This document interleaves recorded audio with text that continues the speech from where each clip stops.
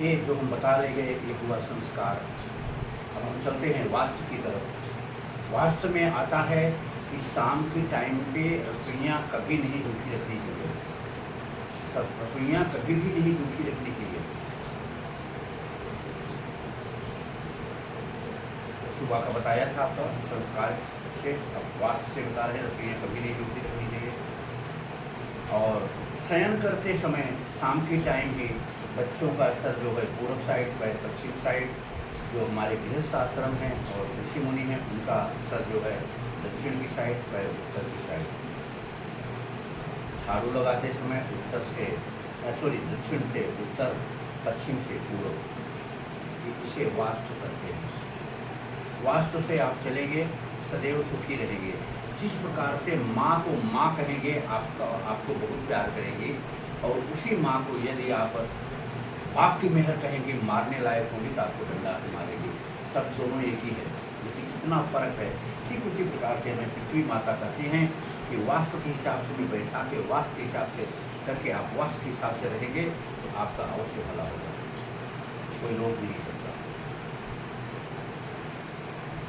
ठीक है, तो अब आप देखिए वास्तु में ही आता है, जैसे स्त्रियाँ या आप लोग भी नहाने के लिए गए, उनका स्त्रियों का बाल टूट गया, वहाँ नहाने घर में कभी भी वहाँ बाल रहना नहीं चाहिए, उसे बिन के बाहर फेंक दीजिए, या तो कूड़ादान आपका रखा है उसमें फेंक दीजिए। पानी जो नहाए हों उसमें बचा हुआ पानी को बहा दें, बाल्टी को धो के वो भी पानी बहा दें, अर्थात नहाने बाथरूम उसको बाकायदे साफ कर लें, फिर उसके बाद दूसरा पानी भर के रख दें। गीला कपड़ा अपना जो कपड़ा छूट जाता है लोग छोड़ देते हैं, गीला कपड़ा वहाँ कभी रखना नहीं चाहिए। गीला कपड़ा कभी भी रहना नहीं चाहिए बात छोड़िए, उसको तुरंत धोइए, धो के रख दीजिए। वैसे ही धो के बाद में आपको साबुन से धोना है, किससे धोना है, वॉशिंग मशीन से धोना है, बाद में धोएंगे चलेगा, लेकिन उस समय तो उसको बराबर साफ करके पानी से उसको बाहर डाल दीजिए। बाद में कैसे धोइए, लेकिन वहाँ गीला कपड़ा नहीं रहना चाहिए। ये है वास्तु है। वास्तु आप सही रहेंगे, सदैव सही रहेंगे। आगे जैसे थाली परसी हुई है, उसको किसी के चलते चलते ठोकर लग गया, फूल से कैसे भी लग गया, तो उस भोजन को नहीं करना चाहिए। क्यों नहीं करना चाहिए कि वो गंदी नाली के कीचड़ के बराबर हो जाता है, इसलिए उस भोजन को नहीं करना चाहिए, उस प्रसाद को ग्रहण नहीं करना चाहिए। चलते चलते थाली रखी हुई है, उसे हम नाप गए यानी डांक गए, उस भोजन को नहीं करना चाहिए, वो 2 नंबर के बराबर हो जाता है, जिसे हम मृथा कहते हैं। ऋषि मुनि हमारे मृथा कहते हैं, उस भोजन को हमें नहीं करना चाहिए। क्यों नहीं करना चाहिए? तो 2 नंबर के बराबर हो जाता है। थाली में बाल आ जाए तो भी भोजन नहीं करना चाहिए, तो उससे दुर्गता आती है। यह सब चीज़ को ध्यान में हम देंगे, छोटी छोटी बातों को हम सुखी रहेंगे।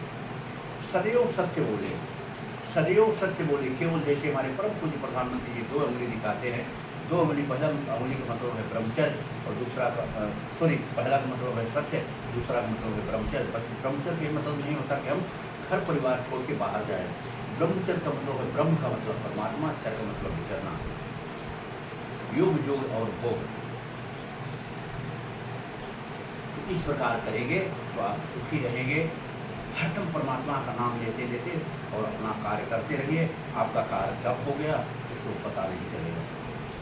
ठीक है, तो यह चीज़ को अपनाएं और बहुत ही सुखी रहेंगे। ये हो गया आपको वास्तु के विषय में बता दिया।